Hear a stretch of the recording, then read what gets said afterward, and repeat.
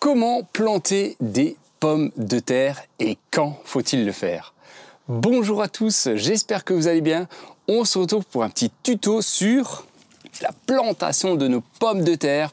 Et oui, on est début mai, alors exceptionnellement cette année, vu le temps qui était très compliqué, pluvieux, froid, donc il y avait encore des gelées mi-avril, fin avril, donc c'était déjà très compliqué de les planter.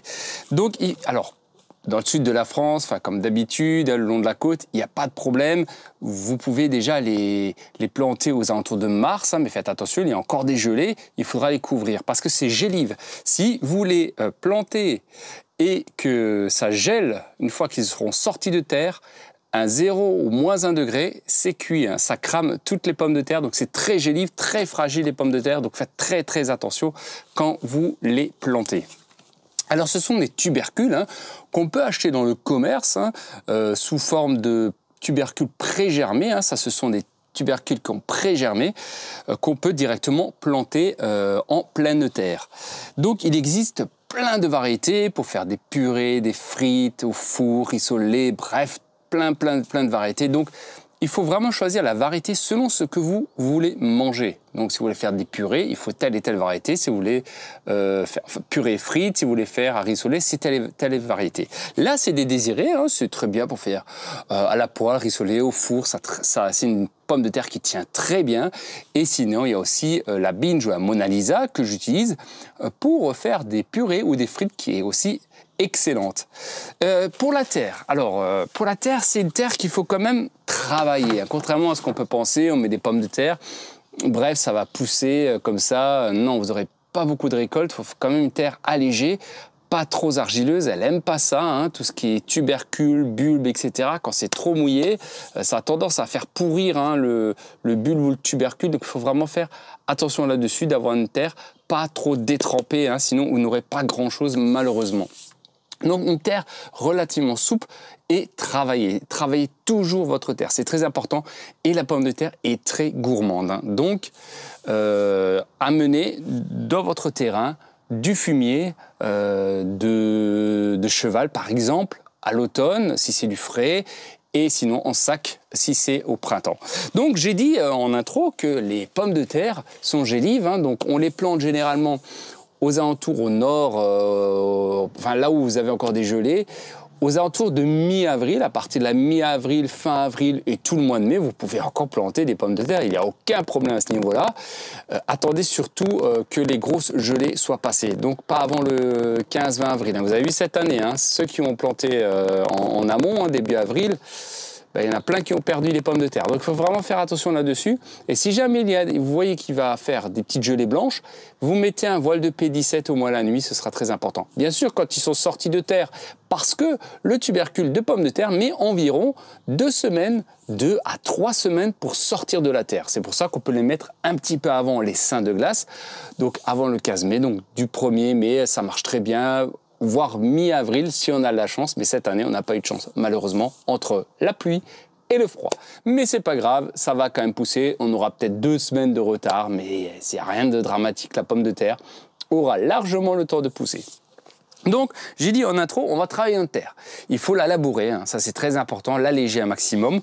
Donc pour l'alléger, comme d'habitude, on va rajouter un peu de sable. Donc n'hésitez pas, si vous avez une terre très lourde, rajoutez un petit peu de sable. Alors là, j'en ai pas beaucoup, mais c'est juste un petit peu pour vous montrer. Donc on va rajouter comme ça du sable sur tout notre plate-bande.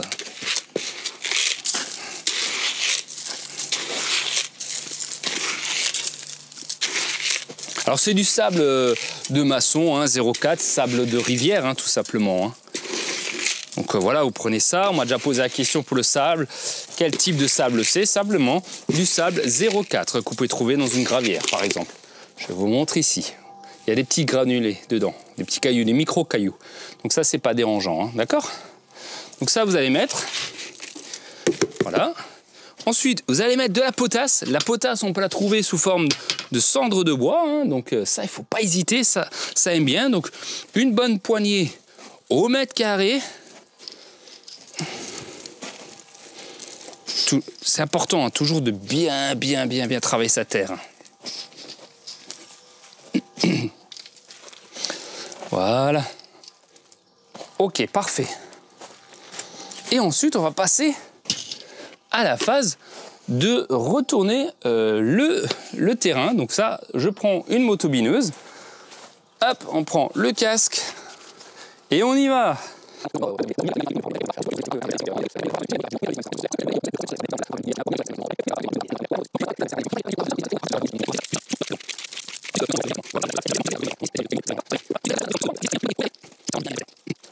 Et voilà, la terre est retournée. Il n'y a plus qu'à maintenant préparer la finition, c'est-à-dire on va passer un coup de croc, on va faire une belle tranchée et on va poser nos tubercules de pommes de terre. Mais ça, c'est un peu plus tard dans la vidéo. Je vais continuer tranquillement de faire ça au propre et je vous dis à tout de suite. Voilà, là on est en fait sur la phase quasiment finale hein, pour la plantation de nos tubercules de pommes de terre. Donc j'ai retourné la terre, on a mis de la potasse, un peu de sable. Maintenant on va égaliser tout ça. Alors là je me sers simplement d'un croc. Hein. Vous pouvez utiliser un râteau, mais le croc fera l'affaire. Donc là on va simplement égaliser notre terrain.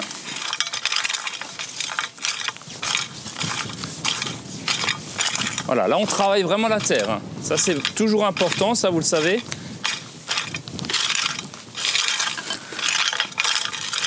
Alors on casse les dernières petites mottes, vous voyez, hop.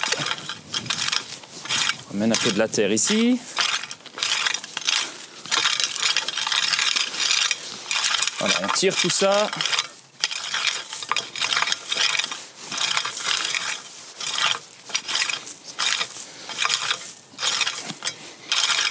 Si vous avez après un monticule, ben, vous le bazardez un peu plus haut, hein, là vous en avez besoin. Si vous avez trop de terre, hop, on tire tout ça.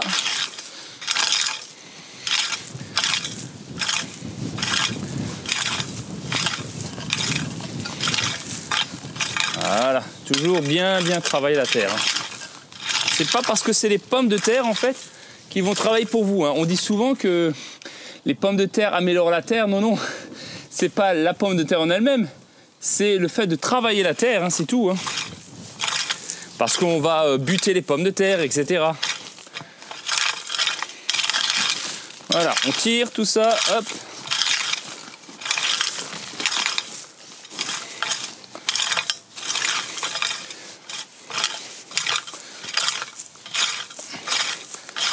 Essayez de faire ça propre.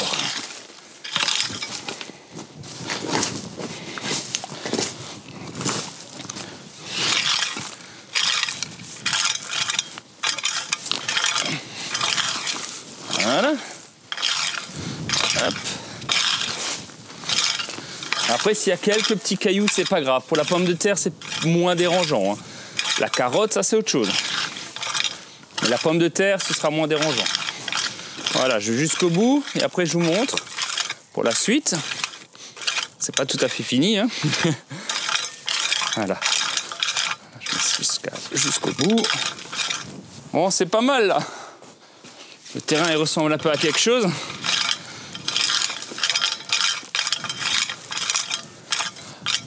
C'est juste que la pomme de terre, on a besoin qu'elle soit légèrement moins travaillée, c'est tout. Mais il faut tout de même prendre soin d'elle. Voilà. Bon, ben ensuite, qu'est-ce qui va se passer? Ça va être de faire un sillon. Donc, de tracer un sillon tout le long. Alors, vous pouvez prendre une genre de binette si vous avez ça.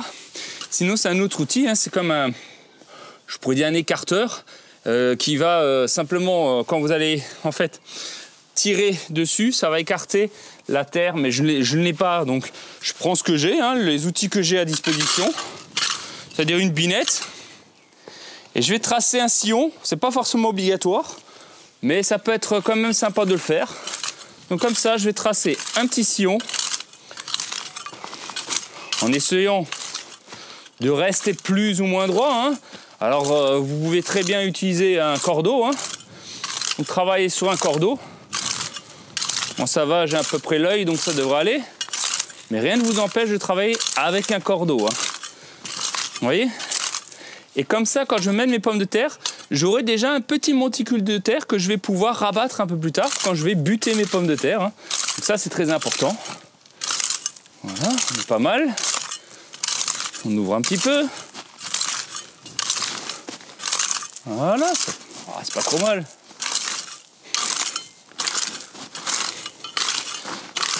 Ok.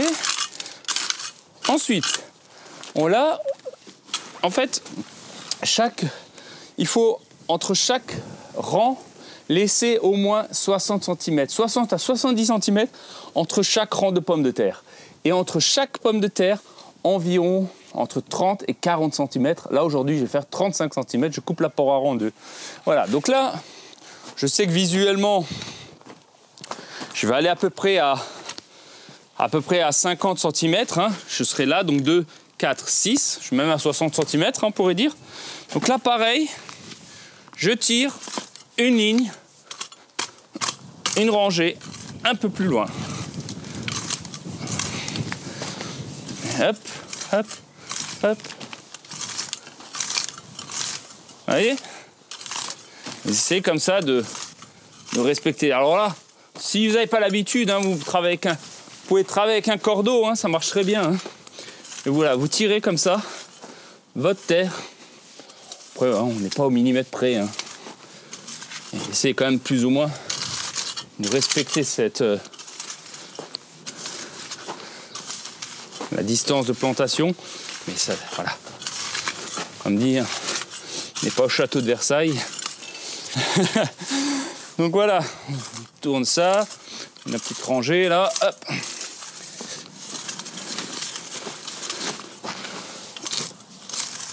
Voilà, on va quand même faire ça un peu droit. Après, visuellement. Hein, vous voyez, il faut préparer tranquillement son terrain. Hein. Le potager, c'est pas une course. Hein. Voilà, là on a là, là on a là. Et puis sinon, comme dit, vous travaillez avec un cordeau, il n'y a pas de souci. Hein. Donc on a une rangée là et une rangée ici. Parfait. Bah là, on va passer à la plantation du coup. Hein. Là, on va passer vraiment à la chose qui vous intéresse. Mais d'abord, toujours quand même travailler un peu votre terrain. Hein. Voilà. Alors, pour la plantation, je vais vous mettre un petit peu comme ça. Ce sera plus visible pour vous. Voilà. Si je mets mon pied là, non, pas retirer d'ici. Ok. Alors, comme je l'ai dit, on va placer nos tubercules de pommes de terre tous les 35 cm. J'ai pris un petit bâton par exemple pour me faire un petit niveau comme ça de distance. Donc je place d'abord mes pommes de terre sur le terrain à tous les 35 cm. Donc je vais faire ça pareil, hop, là. De l'autre côté, étant donné que je serre un peu mes rangs, je vais faire la quinconce. Hein. La quinconce, c'est le milieu entre les deux pommes de terre sur l'opposé de la tranchée. Hein. Donc voilà. Et là, je vais poser comme ça mes pommes de terre. Et comme ça, je vais faire toute ma première ligne. Et je vais les disposer sur mon terrain. Et après, on va les planter. Hein. Voilà, hop. Comme ça. On continue. Comme ça. Voilà. Hop. Parfait. Ensuite, on met la quinconce de l'autre côté, c'est-à-dire ici, à peu près. Voilà, et on avance au fur et à mesure. Je vais voir si on voit assez bien. Et ça devrait le faire. Oui, je vais vous mettre un peu plus loin du coup. Hop. Voilà. Et donc j'avance sur le terrain toujours. La quinconce, le milieu des deux. Ça permet de se resserrer un petit peu les rangs. Hein. Voilà, et on avance. On est à 30 là et on sera aussi à 35 ici. Hein. Enfin 35. Hein. Voilà, je mets mon petit bâton, je continue la quinconce. Voilà, simplement comme ça. Et là, on met ça là.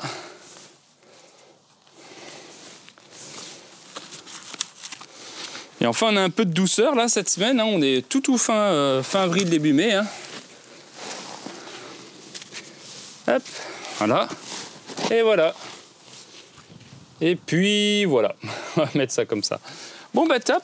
Il n'y a plus qu'à les planter. J'ai disposé dans mon terrain les pommes de terre.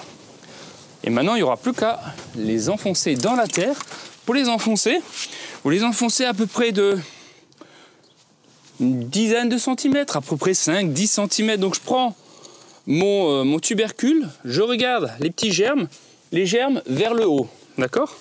Je plante ma houlette et j'ai juste besoin, voilà, je descends d'environ 5 cm et je rebouche, simplement comme ça. Comme si je mettais des bulbes, hein. C'est pareil, des bulbes de tulipes par exemple. Voilà, je les mets dedans, tout le long. Voilà. Vous voyez, ça va aller. La plantation, c'est relativement rapide, hein. Voilà.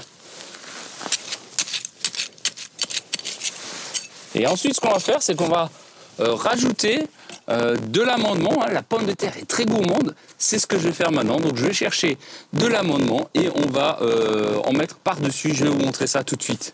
Allez, je coupe et je reviens. Voilà, la partie finale, c'est simplement bien amender. Hein. Je rappelle que la pomme de terre est très gourmande, contrairement à ce qu'on peut croire. Hein. Donc, on va rajouter un engrais assez stable, hein, du NPK, ce que je vous montrerai, enfin je vous mettrai peut-être en description de l'engrais granulé, c'est l'engrais bio, hein, donc il n'y a pas de souci, c'est de la fiente séchée comme ça, déjà décomposée, donc ça ne va pas brûler les racines. Et c'est à diffusion lente, hein, qui va être dans la terre environ un bon mois et demi. Donc tous les environ un mois et demi, vous en rajouterez. Donc une bonne poignée au mètre carré, c'est très important. Voilà, et ça on va le mettre vraiment un petit peu partout, hein, parce que les racines vont aller partout. Voilà, il ne faut pas hésiter, il n'y a pas de problème de brûlure des racines avec ce type d'engrais. Hein. Ne vous en faites pas. Hein. Voilà, je mets ça et je vais rajouter un coup de fouet, donc plutôt azoté, de la fiente de poule. Hein. Donc ça c'est aussi très bon. Hein. Ça va bien développer aussi son feuillage. Hein. Donc je vais rajouter comme ça un peu de fiente de poule.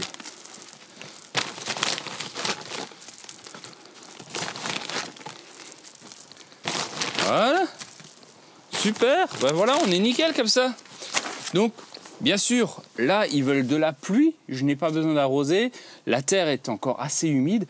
Mais si vous habitez maintenant dans un endroit où il fait sec, vous arrosez vos pommes de terre. Et encore une fois, contrairement à ce qu'on peut dire, la pomme de terre a besoin d'être arrosée. Donc, en période de sécheresse, vous arrosez environ 2 à 3 fois par semaine vos pommes de terre et vous aurez des beaux gros tubercules. Ça, c'est important, hein, arroser vos pommes de terre. Hein. Alors, on les arrose plutôt au pied, pas sur le feuillage, hein, il faut éviter ça. Si vous n'avez pas le choix, vous arrosez le matin. Pourquoi le matin? Parce que durant la journée, ça a le temps de sécher.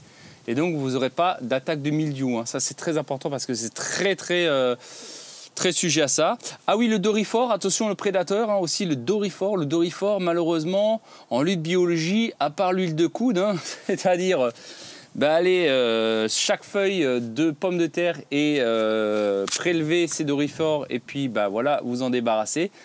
Sinon, il y a les produits chimiques, mais là, on sort du bio. Hein, donc voilà. Sinon, je ne vois pas trop une lutte biologique à part les enlever comme ça à la main. C'est ce qui est mieux, plus rapide. Bon, voilà, ça prend aussi un peu de temps. Moi, j'en ai pas, hein, j'ai de la chance à ce niveau-là. Si vous voulez éviter les doryphores, en fait, une rotation de culture, hein, ça c'est important, mais sinon, il ne devrait pas trop y avoir de problème. N'en mettez pas trop non plus, en fait. Hein, c'est la masse qui ramène les prédateurs, en fait. Plus vous allez rajouter une même variété en grande quantité, sur une grande parcelle, c'est là que ça vous ramène des prédateurs. Mais si vous mettez quelques 5 mètres carrés de pommes de terre, généralement, il n'y a pas trop de problème de doryphore, mais ça dépend des régions, encore une fois. Hein, voilà. Mais en tout cas, voilà, on va laisser ça comme ça. Dès qu'ils auront poussé, je vous ferai une autre vidéo, on va buter les pommes de terre. Et ça, quand ils auront environ 5 cm, on butera au moins 3 bonnes fois les pommes de terre afin qu'ils évitent de se casser. Ça, c'est très important. Mais on fera une vidéo là-dessus. Voilà, j'espère que cette vidéo vous aura plu. C'est un peu en speed, hein. On est entre 2 averses. C'est très compliqué cette année de faire du potager. Et j'ai pas pu les planter à la fois à cause de l'eau et il est encore gelé, hein, mi-avril. Donc, c'est très compliqué de faire du potager précoce cette année. Mais c'est comme ça, c'est la vie. Prenez soin de vous, n'hésitez pas à liker, à vous abonner. Si vous avez des questions en commentaire, dites-moi si vous avez déjà planté vos pommes de terre. Et si vous avez pris le risque de les planter avant, début avril, mi-avril, et si vous avez eu des gelées et quel était le résultat. Mais bon, Attention, c'est très gélive, hein, d'accord? 0 degré, -1, ça vous crame les pommes de terre. Il faut vraiment faire attention. Voilà, prenez soin de vous. Allez, à très bientôt. Ciao!